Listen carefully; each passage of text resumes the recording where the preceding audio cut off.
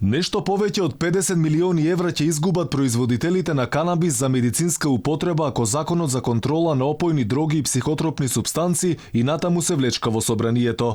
Како што алармираа здруженијата, мора итно да се донесат законските измени, зашто веќе складираниот светот канабис почнал да им скапува. Вела дека законот е во интерес на компаниите производители исклучиво за медицинска употреба и извоз. Донесувањето на овој закон ќе овозможи повеќекратни бенефити не само за фирмите кои што вложуваат во овој бизнис, туку и за државата на економски план, причина што ќе се овозможат нови вработувања.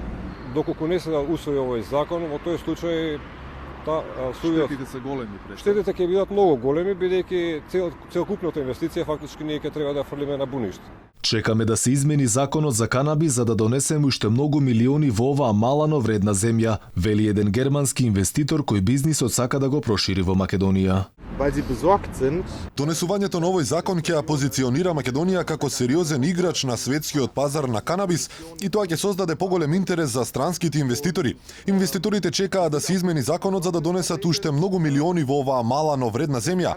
Сега не е можно да се учествува на меѓународниот пазар на наркотици, бидејќи стариот закон не ги исполнува условите.